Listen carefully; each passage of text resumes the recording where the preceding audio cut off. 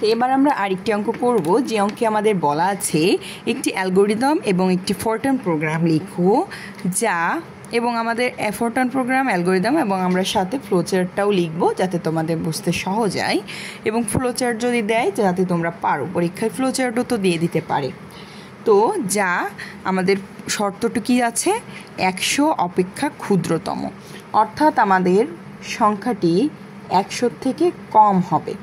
এখানে কিন্তু 100 সমান নেই, জাস্ট কম, চিহ্নটা হচ্ছে লেস দেন।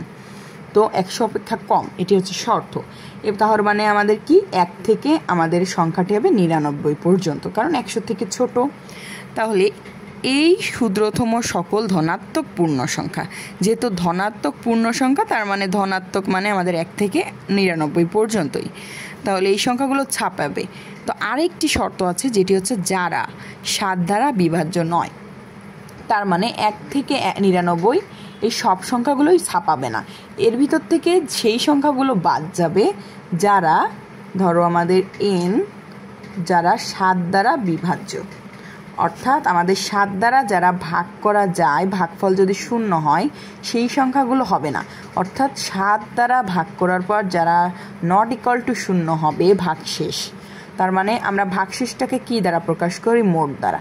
মোট আমাদের সংখ্যাটি ধরো আমরা ধরেছি, ধরো এখানে আমরা সংখ্যাটিকে যদি কে ধরি, কে যদি আমরা 7 দ্বারা ভাগ করি তাহলে আমাদের ভাগফল 0 হবে না, সেই সংখ্যাগুলোই হবে আমাদের 1 থেকে 99 পর্যন্ত, সেই সংখ্যাগুলো হবে এবং সেই সংখ্যাগুলোকে আমাদের ছাপাতে হবে।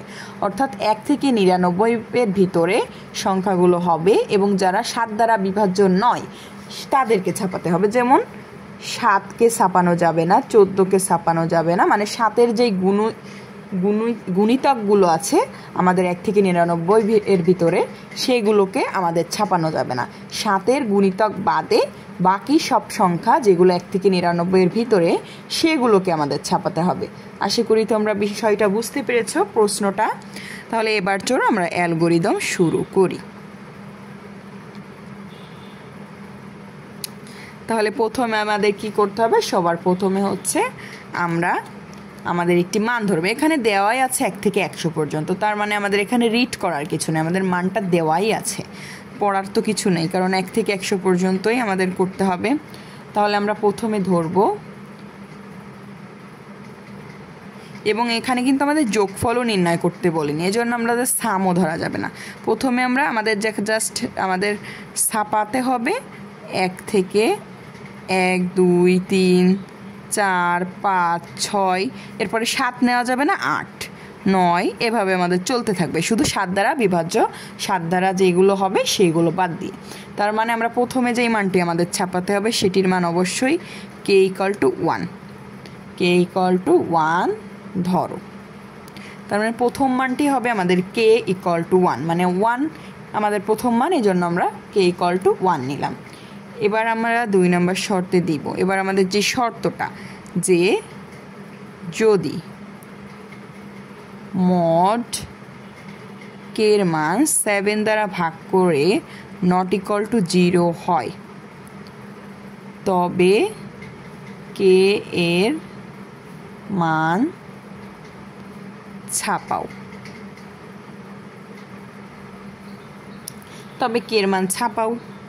এরপরে 3 নম্বরে আমরা যদি শেষ দেব, কারণ আমাদের যদি স্টেটমেন্টটা শুরু করেছি ইফ স্টেটমেন্ট, তাহলে ইফ স্টেটমেন্টটা শেষ করতে হবে। এরপরে 4 নম্বরে আমরা যেটি দিব, এটির মানে তোমরা আসলে বুঝতে পেরেছো আশা করি, যে আমরা k এর মান, ধরো এখানে 1 আছে, 1 তো আমাদের 7 দ্বারা বিভাজ্য হয় না, তাহলে আমাদের যদি না হয় তাহলে k এর মান ছাপাবো। তারপরে 2 আসবে, 2 7 দ্বারা বিভাজ্য হবে না, তাহলে আমাদের k এর মান ছাপাবো, অর্থাৎ 2 ছাপাবো। তারপরে যখন 7 আসবে এক এক করে, তখন 7 তো বিভাজ্য হয়, যদি আমাদের এখানে বিভাজ্য হয়ে যায় তখন সেই মানটা আমরা ছাপাবো না। যখন আমাদের নট ইকুয়াল টু 0 হবে, অর্থাৎ বিভাজ্য হবে না, তখনই সেই মানটা ছাপাবো। আশা করি শর্তটি বুঝতে পেরেছো। এবার আমরা কি করব, k এর মান তো আমাদের বাড়াতে হবে, কারণ k এর মান তো 1 নিয়ে আমাদের বসে থাকলে হবে না। k এর মান আমাদের কত করে বাড়াতে হবে, k + 1, কারণ আমাদের মানটা 1-এর পরে 2 হবে, 2-এর পরে 3 হবে, এক এক করে বৃদ্ধি পাবে, তাহলে k এর মানটা এক এক করে বৃদ্ধি পাবে। তাহলে এরপর আমাদের আরেকটি ইফ স্টেটমেন্ট দিতে হবে, যদি কে এর মান আমাদের লেস দ্যান 100, কারণ আমাদের এখানে 100 থেকে ক্ষুদ্রতম সংখ্যা বলেছে। তো যেহেতু 100 থেকে ক্ষুদ্রতম, তাহলে আমাদের এই সত্যটা তো দিয়ে দিতে হবে যে কে এর মান কত পর্যন্ত যাবে। তাহলে কে এর মান 100 হয় তবে ধাপ 2-এ যাব আমরা। এই যে এই কাজটি আবার করব, তাহলে 2-এ যাও। তাহলে এবার 6 নম্বরে থামো। আশা করি আস্তে আস্তে তোমাদের অ্যালগরিদম, ফ্লোচার্ট এবং ফরট্রান প্রোগ্রাম ইজি হচ্ছে, কারণ যত বেশি প্র্যাকটিস করবে তত বেশি এগুলো ইজি হবে। আর ইতিমধ্যে যেহেতু আমি বেশ কয়েকটি প্রোগ্রাম নিয়ে আলোচনা করেছি আমাদের ম্যাথ নিয়ে, আশা করি এখন তোমরা আসলে আন্দাজ করতে পারো যে আমাদের প্রথমে কি কাজ করতে হয়। প্রথমে আমাদের যদি কোনো মান থাকে যেগুলো আমাদের পড়া লাগে, সেগুলো আমাদের পড়তে হয়। তারপরে আমাদের মান ধরতে হয়। তারপরে আমাদের যদি কোনো শর্ত আরোপ করতে হয়, সেই শর্তটা আরোপ করতে হয়। এবং শর্তের মধ্যে যদি কোনো মান বৃদ্ধি করতে হয়, তাহলে তখন ইনক্রিজ অর্থাৎ বৃদ্ধির কাজটি করতে হয়। তারপরে আমাদের কত পর্যন্ত বৃদ্ধি হবে সেই শর্তটি লিখতে হয়, আবার আমাদের শর্ত শেষ করতে হয়। একইভাবে লাস্টে আমাদের মানটা ছাপাতে হয়। তো আশা করি তোমরা এটা বুঝতে পেরেছো। তো এখানে তোমরা বলতে পারো যে আমরা থামো কেন দিলাম, এখানে তো আমাদের ছাপাবো, লাস্টে আমাদের কাজটি ছাপাতে হবে। কিন্তু আসলে আমি কিন্তু এখানেই লিখে দিয়েছিলাম যে কে যদি হয় তবে মান ছাপাও, অর্থাৎ ছাপানোর কাজটি এখানে আমরা আগেই লিখে দিয়েছি, এখানে আমরা আর পরে যাইনি। তো এই যে আশা করি তোমরা বুঝতে পেরেছো, আমাদের সব কাজগুলো হয়ে গেছে। এবার আমরা করব ফরট্রান প্রোগ্রাম। Fortran programme. তো আমরা প্রথমে আমাদের ফরট্রান প্রোগ্রামেও কে ইকুয়াল টু 1 ধরবো, যেহেতু এখানে কোনো রিড করার বিষয় নাই। এরপরে ইফ স্টেটমেন্ট দিতে হবে।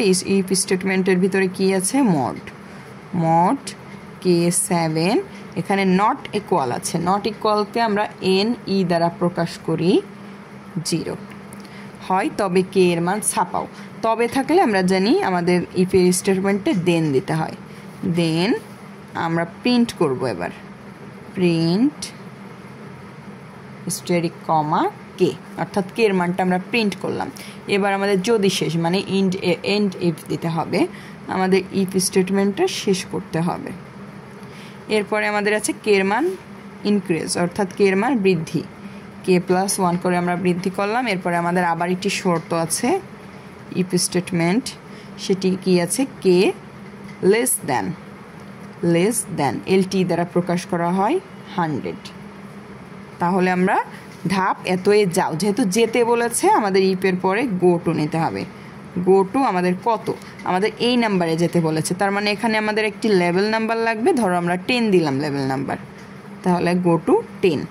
এবার আমাদের কি হয়েছে, আমাদের স্টপ মানে থামো, স্টপ আমাদের প্রোগ্রামটি এন্ড করব। আশা করি প্রোগ্রামটা বুঝতে পেরেছো, খুব ইজি একটা প্রোগ্রাম এটি। এরপরে আমরা এখানে ফ্লো চার্ট লিখব। তো ফ্লো চার্টে আমাদের প্রথমে স্টার্ট করতে হবে। তো এখানে যেহেতু কোনো রিড নেই, মানে এই জন্য আমাদের রিডটা তো আসবে না। এখানে প্রথমেই আছে কে ইকুয়াল টু 1, যেটি আমাদের আয়তক্ষেত্রের ভিতরে দিতে হবে যেহেতু সমীকরণ। এরপরে আছে ইফ স্টেটমেন্ট, ইফ আমাদের মোড কে 7 নট ইকুয়াল 0, এটি হচ্ছে আমাদের শর্ত। তো এই শর্তটি যদি সত্যি হয়, ট্রু যদি সত্যি হয়, তাহলে আমাদের প্রিন্ট কে, তাহলে আমরা প্রিন্ট করে দিব আমাদের কেটাকে। তো প্রিন্টটা আমাদের সামন্তরিকের ভিতরে লিখতে হয়, এখানে এটি সামন্তরিকের ভিতরে লিখতে হবে। আর যদি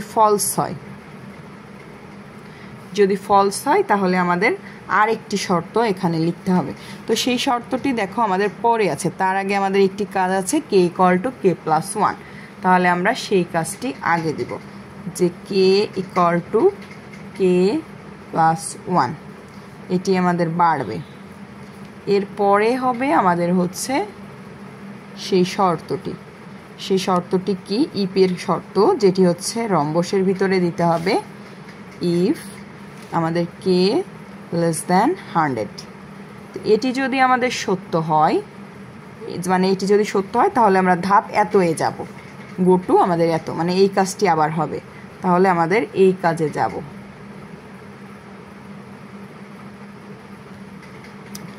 তখন আমরা যাব আমাদের এই কাজে।